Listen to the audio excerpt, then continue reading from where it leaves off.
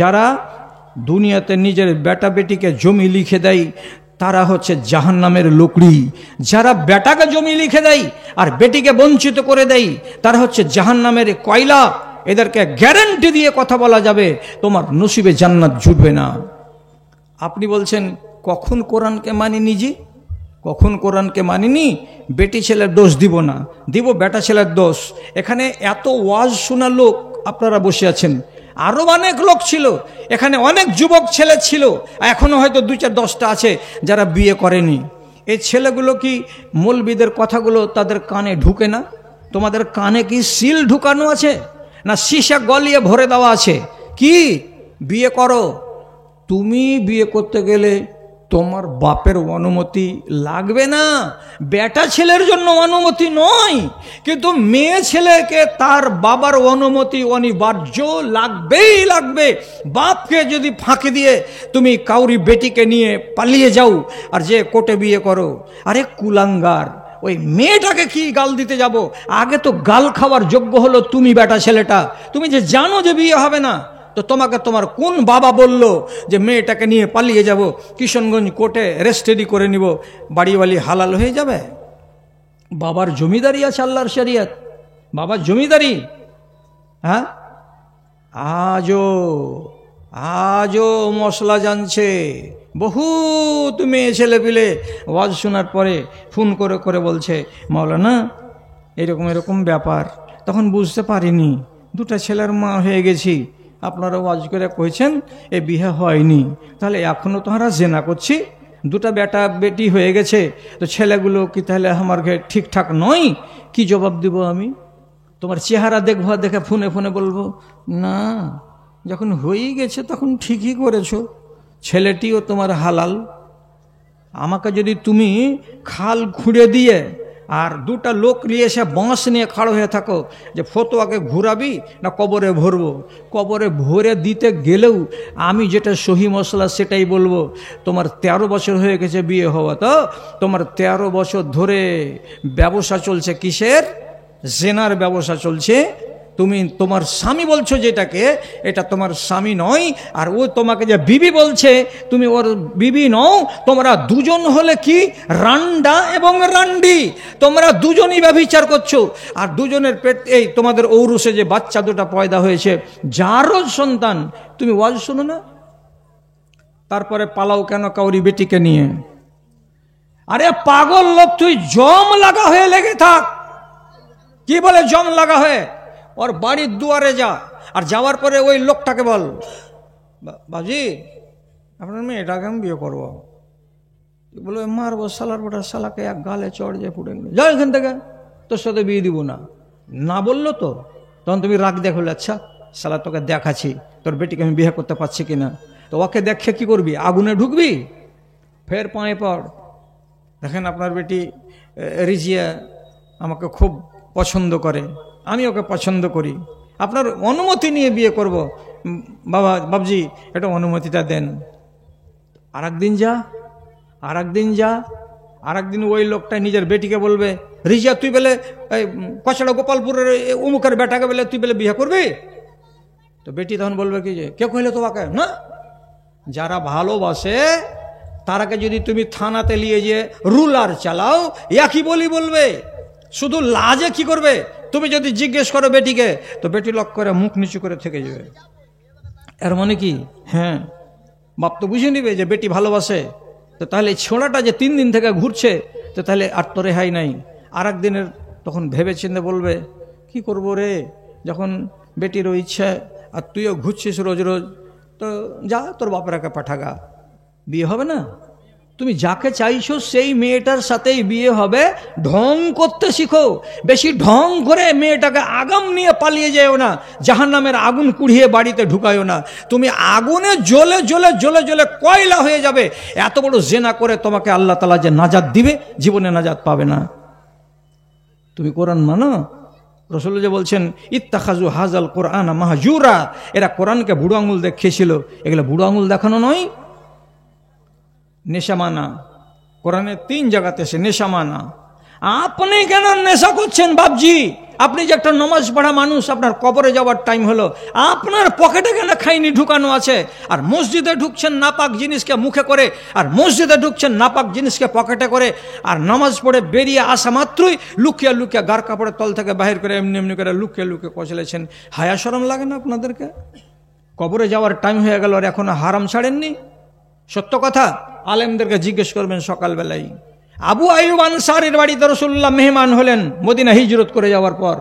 আবু আইয়ুব আনসারী দোতলা থেকে দুপুরবেলায় বড় একটা প্লেটে করে রাসূলুল্লাহর জন্য খানা এনে দিলেন।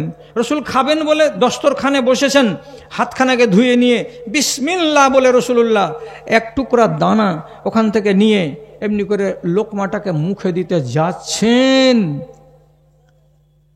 উঠিয়ে নেওয়া লোকমাটাকে মুখে দিলেন না, আবার থালাতে রেখে দিলেন। দিয়ে বলছেন, আবু আইয়ুব খানাটা বাড়ি নিয়ে চলে যাও, এ খানা আমার খাওয়া চলবে না। আবু আইয়ুব হাক্কা বাক্কা হয়ে গিয়ে ফ্যাকাশে মুখ করে দিয়ে রাসূলুল্লাহকে বলছেন, হে আল্লাহ পাকের রাসূল, কি আছে আমার খানাতে?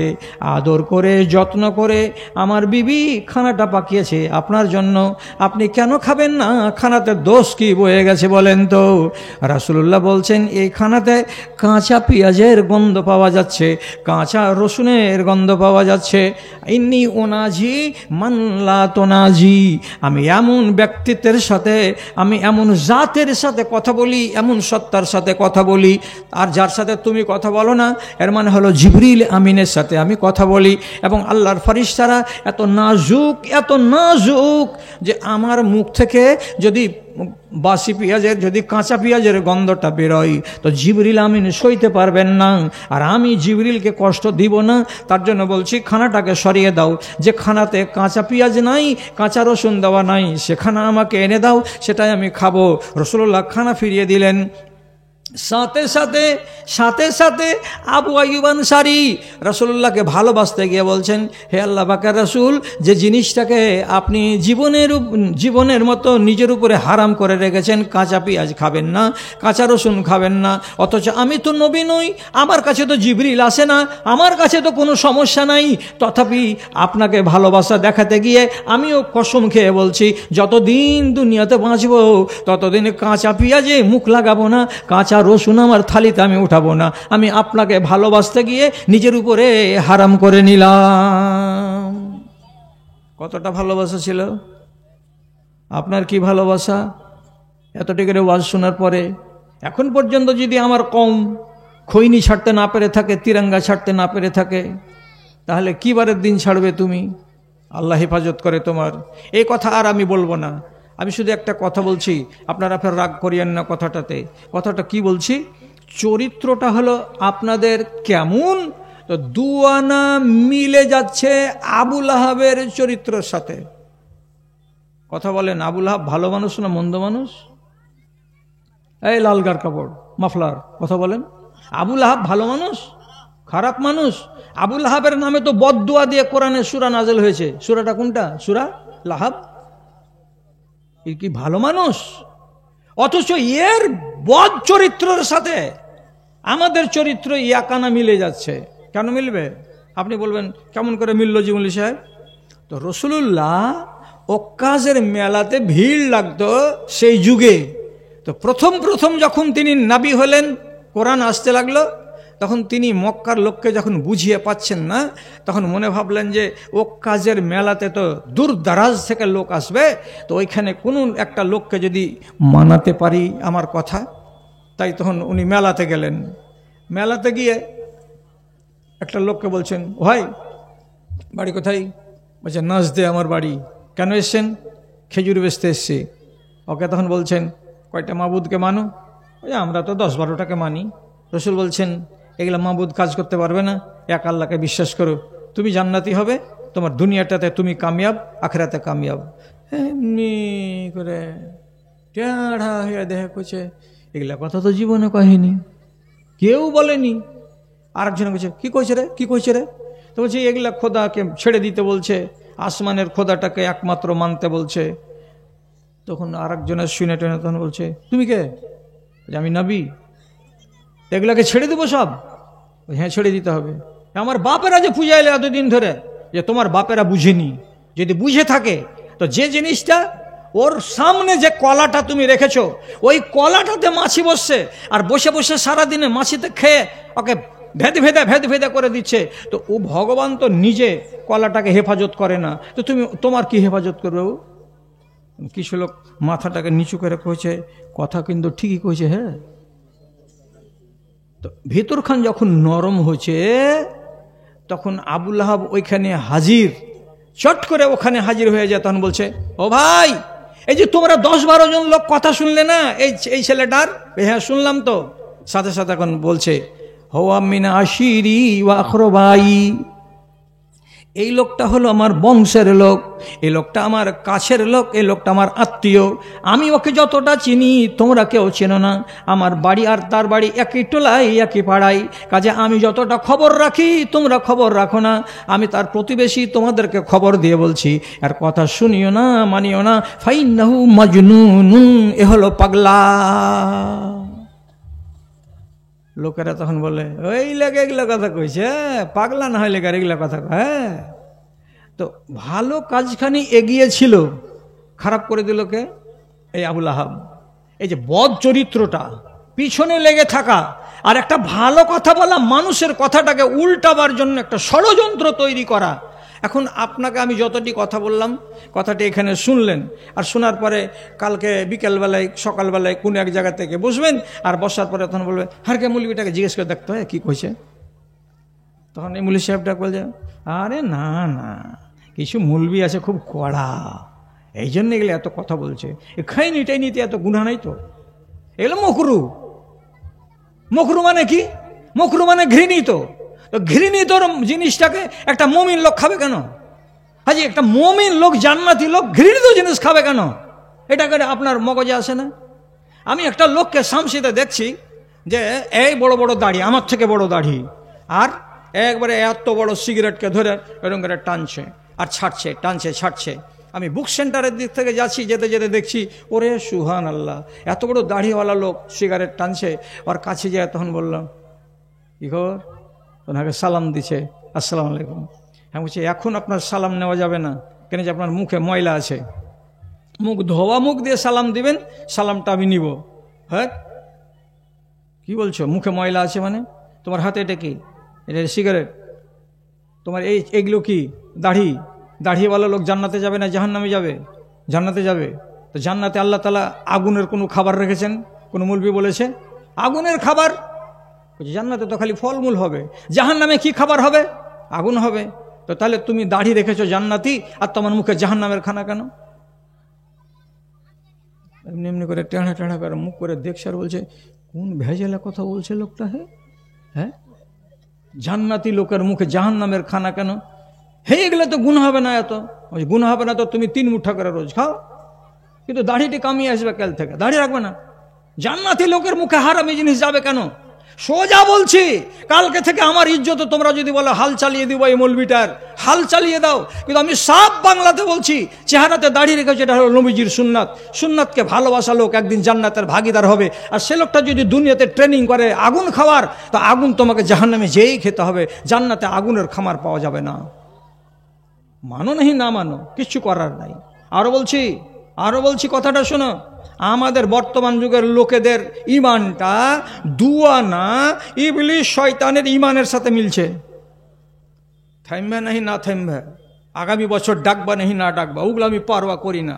যা বলছি আপনাকে আমি প্রমাণ করে দেব, ইবলিশ শয়তানের ইমানের সাথে দুয়ানা আমাদের ইমান মিলে যাচ্ছে।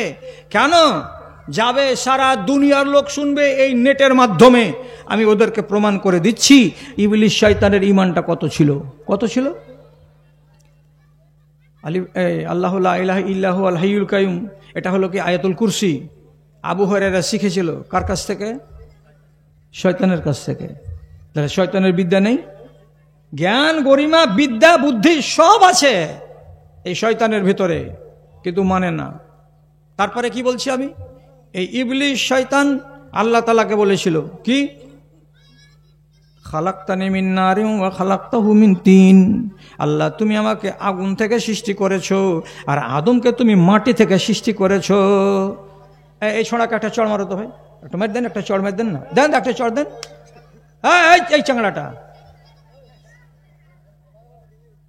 একটা যদি কড়া কথা কহি তো সাথে সাথে কিছু আছে পুজ খাওয়া লোক এই নেটে, ওইটা কি ভাইরাল করে দেবে। আরে পুজ খেয়ে খেয়ে আর পেটে এমন চর্বি ধরেছে যে মূলবিদদের খালি খিস্তি খুঁজে বেড়াচ্ছে। ভয়ে কোনো কথা এই নেটের কারণে বলতে পারছি না। তো এগুলো হলো হারামখোর, ওরা পুজ খায়। মানে এটাকে খারাপ জিনিসকে ভাইরাল করতে গেলে লোক বেশি দেখবে, আর বেশি দেখতে গেলে আবার টাকার মিটার উঠবে। আর টাকাটা যে কোনখান থেকে খালি একটা ভাইয়ের ইজ্জতকে বরবাদ করে দিয়ে যে টাকাটা কামালি, এটা হলো তোর পুজ খাওয়া। তো কিছু পুজখোর আছে, আল্লাহ হেদায়েত দেয়। আজকে যেটি চ্যানেল আছে এই চ্যানেলওয়ালাটিকে, বিহারের চ্যানেলওয়ালাকে দেখে 3 বার আউযুবিল্লাহ পড়তে হচ্ছে। আল্লাহ শয়তান থেকে যেমন পানা চাহি মালিক, তেমনি চ্যানেলওয়ালার হাত থেকে পানা চাহাছি মালিক। আল্লাহ যে এদের হাত থেকে আমাকে হেফাজত করিও। এত কুলাঙ্গারের বাচ্চা আছে বিহারে।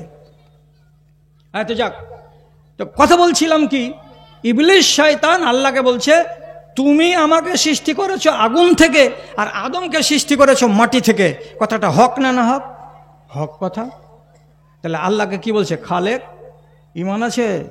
ইমান আছে। এর থেকে জোরাল ইমান দেখেন কার? তো ইবলিস শয়তানের। বদরের যুদ্ধের দিন 313টা লোক আছে মুসলমানদের, আর কাফেরদের আছে 1000টা। এবার কাফেরেরা হড় হড় হড় হড় হড় হড় করে ময়দানে নামছে, আর এক কোণাতে ইবলিস শয়তান সুরাকা বিন মালিকের চেহারা ধারণ করেছে। মক্কার একটা লোক, সুরাকা বিন মালিক, ওর চেহারা ধারণ করে নিয়ে কোণাতে দাঁড়িয়ে আছে আর খালি গরম করে ডায়লগ মারছে, মক্কার লোকেরা আজ চিন্তা করতে হবে না, গুড়িয়ে দিতে হবে এদেরকে। যা সংখ্যা আমাদের দেখছি আজকে, এরা পাত্তা পাবে না। এই যে কয়টা মুষ্টিমেয় লোক এসেছে, নিশ্চিহ্ন করে দেওয়া যাবে। বুকে বল করো, সাহস করো, বুদ্ধিমত্তার সাথে লড়ো, বাহাদুরির সাথে লড়ো, আমরা আছি তোমাদের পিছন দিকে, চিন্তা করতে হবে না। এমন করে উৎসাহ দিচ্ছে, লোকেরা বল পাচ্ছে। তো মিলিটারিদেরকে মাঝে মাঝে এমন গান শোনাই, গান শোনাতে গেলে ওর ভিতর খালি कूदबे, আপনি আপনি कूदबे और ওর সাথে সাথে খালি পাঁव उठबे। खुदा तुम्हारे साथ है, खुद ही तुम्हारे पाँव में बढ़ता चल, खुदा तुम्हारे साथ है, खुदा तुम्हारे पाँव में। এই যে ঝোঁকে ঝোঁকে ঝোঁকে ঝোঁকে কহবে, তো তাতে হবেটা কি? পাগুলো ওর খালি কুদবে গরমের জ্বালাই। ইবলিস সুরাকা বিন মালিকের চেহারা ধারণ করে উদ্বুদ্ধ করছে মুশরিকদেরকে। এমন সময়তে বাবুরের গাছের তলায় আল্লাহ পাকের নবী বড় চাদর টাঙিয়ে দিয়ে দোয়া করছেন আল্লাহ তাআলাকে। দোয়াটা কি করেছেন তরজমার দিকে দেখবেন, কিন্তু ভালো করে বলছি, যাদবপুরের লোক আর বেশিক্ষণ জ্বালাবো না আপনারাকে। রাসূলুল্লাহ দোয়া করে বলছেন, আল্লাহুম্মা ইন তাহলেক হাযিহিল ইসাবাতু লান তুবাদ ফিল আরজি আবাদা। এ পরওয়ারদিগার, আজকে যে 313টা লোককে নিয়ে যুদ্ধের ময়দানে এসেছি, সারাটা মদিনা কুড়িয়ে 313টা লোক আমার, আর আমার পুঁজি নাই। এরা যদি আজকে হেরে যায় তাহলে সবটিকে গুঁড়া করবে মুশরিকরা, আর যেমনি এদেরকে গুঁড়া করা হয়ে যাবে, মদিনা গিয়ে আমাদের বাড়িওয়ালিগুলোকে, বাল বাচ্চাগুলোকে এরা বন্দি বানিয়ে নিবে। তার চাইতে বড় কথা, মদিনার মসজিদে আজান পড়বে না, তোমার কোরআনের তেলাওয়াত বন্ধ হয়ে যাবে, তোমার দিন নিশ্চিহ্ন হয়ে যাবে। এরা যদি নিশ্চিহ্ন হয়ে যায় কি করবে? যদি তোমার দিনকে রাখতে চাও এরাকে বাঁচাও, আর তোমার দিন যদি রাখতে না চাও মেরে ফেলে দাও। আল্লাহ মেরে ফেলে দেবেন 313টা লোককে।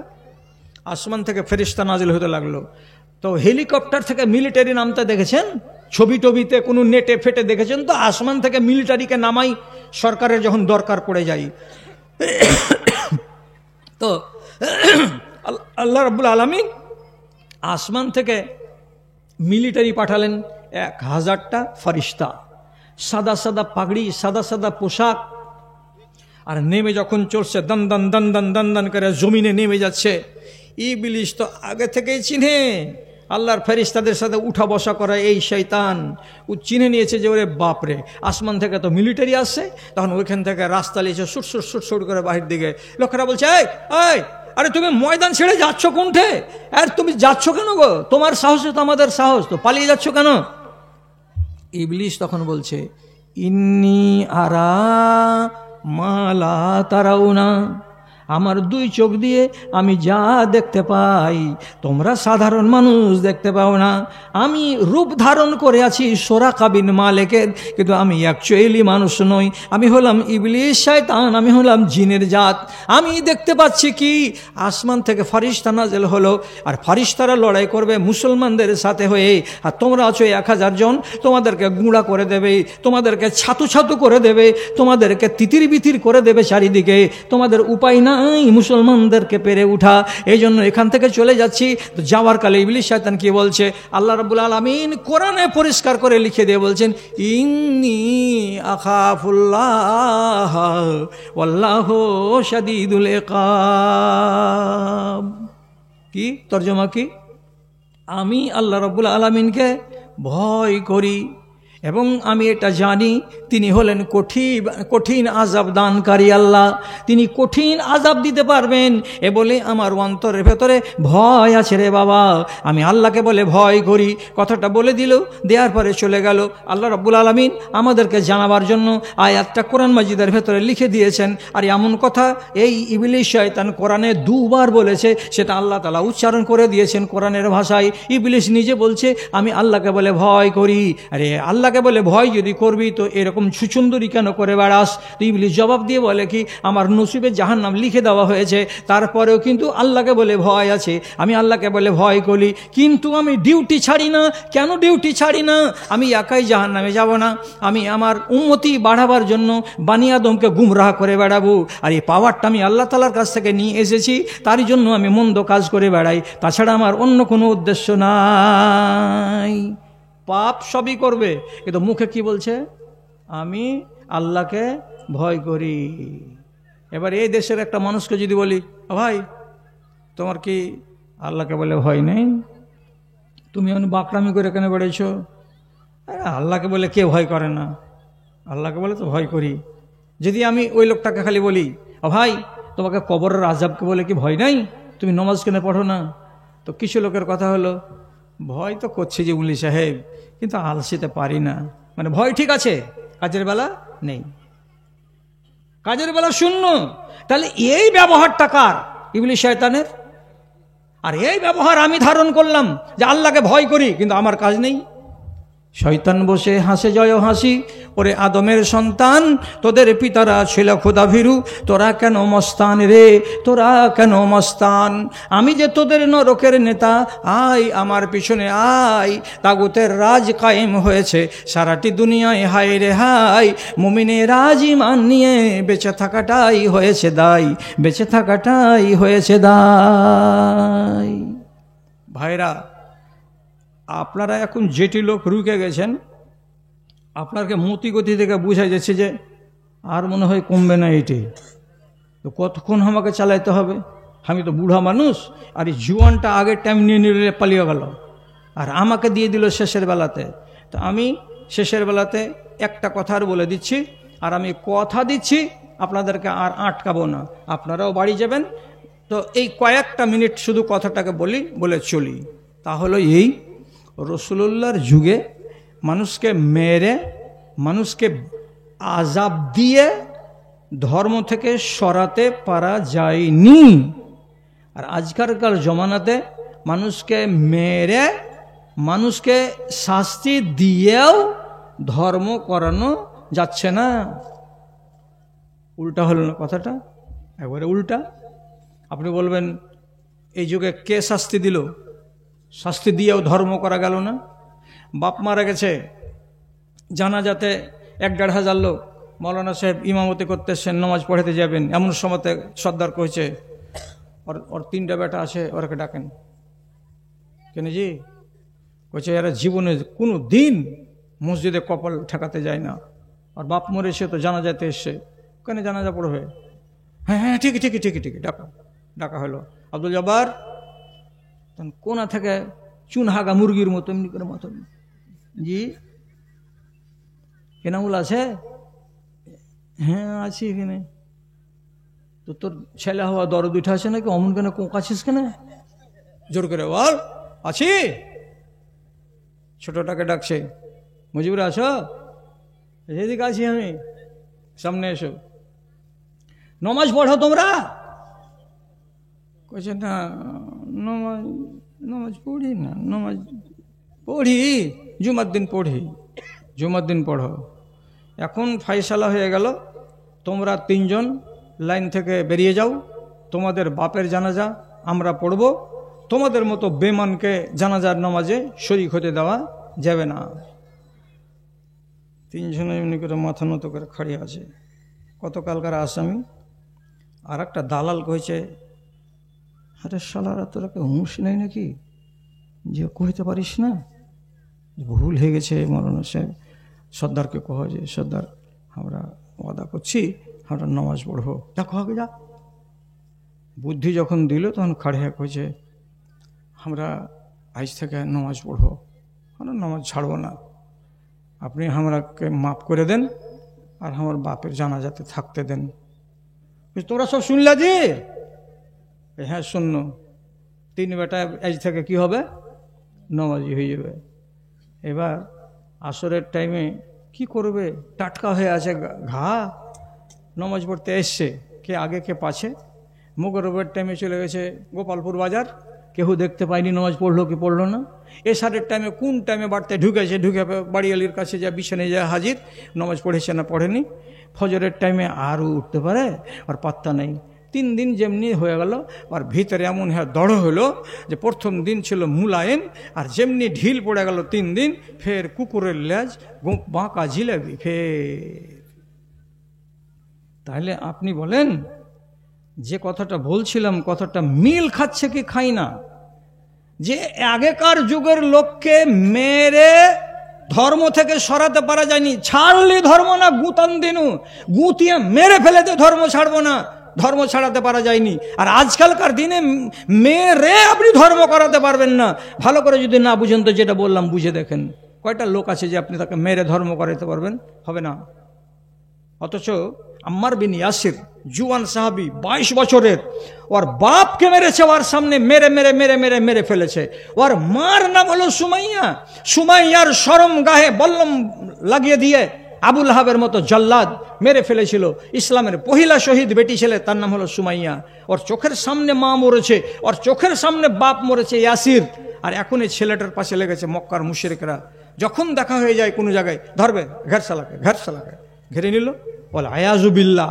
একটা সাহাবি ওকে ঘেরে নিয়ে আলা আর সালা করে গাল দেওয়া, কলার ধরে গালে গালে থাপ্পড় মারা, পিঠি পিঠি লাঠি মারা, আর দিয়ে শেষের বেলায় কি কথা হলো, তুই যদি নবী মুহাম্মদকে মন্দ বলতে পারিস আর তুই যদি আমাদের খোদার প্রশংসা করে দিতে পারিস তাহলে 1 চড়ও খাবি না, তোকে 1 চড়ও মারা হবে না, আর না বলতে পারলে থাপড়ে থাপড়ে এখান থেকে পাঠাবো। মার খেয়ে খেয়ে খেয়ে খেয়ে বেচারির পিণ্ডা কালি হয়ে আছে। মারের ডরে তখন বলছে কি বলতে হবে? হবল আমাদের খুব ভালো খোদা, বড় খোদা, বিপদে পড়লে হবলকে ডাকলে হবল বাঁচিয়ে দেয়। বল। হ্যাঁ বলে দিলাম, হবল ভালো খোদা, আপদ বিপদে ডাকতে গেলে কল্যাণ সাধন করে দেয়। নবী মুহাম্মাদের চরিত্র ভালো নয়, লোকটা ভালো হতে গেলে তার ব্যবহার এমন হতো না, ঘরে ঘরে ঝগড়া লাগাতো না। হ্যাঁ, নবী মুহাম্মাদের চরিত্র ভালো নয়, নবী মুহাম্মাদের কারণে আমাদের বংশে বংশে ঝগড়া লেগে গেছে। যখন বলা হয়ে গেল রাস্তা খালি করে দিল। রাস্তা যখন খালি করে দেওয়া, এই লোকটার সাথে সাথে হাঁটতে হাঁটতে মসজিদে নববীতে এলো। আল্লাহ পাকের রাসূল জুয়ান চেহারার সুন্দর মুখখানাকে দেখছে, কেমন মলিন হয়ে আছে। রাসূলুল্লাহ দেখা মাত্রই বলছেন, মা ওয়ারাকা ইয়া আম্মারো, আম্মার তোমার কি ঘটনা ঘটেছে, মুখটা ভারী কেন করে আছো? আম্মার জবাব দিয়ে বলছেন, শাররুন ওয়াকা, আল্লাহ পাকের রাসূল অনেক বড় ঘটনা ঘটে গেছে। কি ঘটনা রে বাবা? বলছে, নীলতো মিনকা, আপনাকে মন্দ বলেছি এই মুখ দিয়ে, এবং ওদের বুতের প্রশংসা করেছি এই মুখ দিয়ে। যদি আপনাকে মন্দ না বলি তো মার থামবে না, যদি বুতের প্রশংসা না করি তাহলে মার থামবে না। মারকে সহ্য করতে পারবো না, তারই ডরে আপনার নামে খারাপ কথা উচ্চারণ করেছি এবং তাদের বুতের নামে প্রশংসার কথা উচ্চারণ করেছি। আমার ঈমান তো শেষ হয়ে গেছে আল্লাহ পাকের রাসূল, তার জন্য ঝিম ধরা হয়ে আছি। রাসূলুল্লাহ শুনলেন, শোনার পরে এই বুকের দিকে ইশারা করে বলছেন, তোমার বুকের খবর কি বলো তো? তার মানে তোমার মনের খবর কি বলো তো? তুমি যে আমাকে মন্দ বলেছ, তো তোমার মন কি বলছে যে হ্যাঁ আমি মন্দ? কইছে লা ওয়াল্লাহে, আল্লাহর কসম খেয়ে বলছি নবীজি, আমার অন্তরটা কিন্তু পরিষ্কার হয়ে আছে। তুমি যে তাদের বুতের প্রশংসা করেছ, তো তোমার অন্তরকে জিজ্ঞেস করে বলো তো, তোমার অন্তর কি বলছে যে হ্যাঁ তাদের বুতগুলোর প্রশংসা করা যাবে? বলছে লা ওয়াল্লাহে, আল্লাহর কসম আল্লাহ পাকের নবী, ওদের বুতের প্রশংসা করা যাবে না। কিন্তু বললাম কেন? তো ঠেলাই পড়েছি বলে বলেছি। তখন রাসূলুল্লাহ বলছেন ওয়া কালবুহু মুতমাইন্নুন বিল ঈমান, কোনো মানুষের অন্তর যদি ইমানের উপরে অটল থাকে, আর বাইরে যদি কোনো চাপ সৃষ্টি হয়, তার কারণে মুখ দিয়ে যদি কোনো খারাপ বাক্য বলে দেয়, ইমান নষ্ট হবে না। অতএব নবীজি বলছেন ইন আদু উদ, তোমাকে এরপর থেকে যদি ওরা ঘেরে আর তোমাকে যদি এইরকম করে কবলাই, তো জয়বার করে তোমাকে বলবে মুহাম্মাদকে খারাপ বলো, তুমি তয়বার বলবে, জয়বার বলবে ওদের খোদার প্রশংসা করো, তো তয়বার খোদার প্রশংসা করে দেবে। কেন যে মুখে বলতে গেলে হবে না, অন্তরে বিশ্বাস থাকতে গেলে ইমান যাবে, নচেত যাবে না। মার খেয়ে খেয়ে ওকে ধর্ম থেকে নিচে নামাতেই পারলো না মুশরিকরা মক্কার। তাহলে মার খেয়ে ধর্ম ছাড়লো না, আর আজকালকার জামানাতে ওকে মেরে আপনি ধর্ম করাতে পারবেন না। আর শেষের বেলা আর একটা বলি, যেন দুটো কথা বলতে চেয়েছি। আর একটা কথা, হযরত উমর বসে আছেন রাজদরবারে, একটা বেটি ছেলে এলো, বেটি ছেলেটার মুখ ঢাকা, মাথা ঢাকা। হযরত উমর তখন একজন লোককে বলেছেন আলাইসাত হাজিহি আমাতো ফুলানিন, হাগো এই মেয়েটা যে আমার সামনে দাঁড়িয়ে আছে, এটা উমুক লোকের কাজের মেয়ে নয়, দাসী নয়, বাঁদি নয়? তো লোকেরা বলছে জি হ্যাঁ এটা দাসী।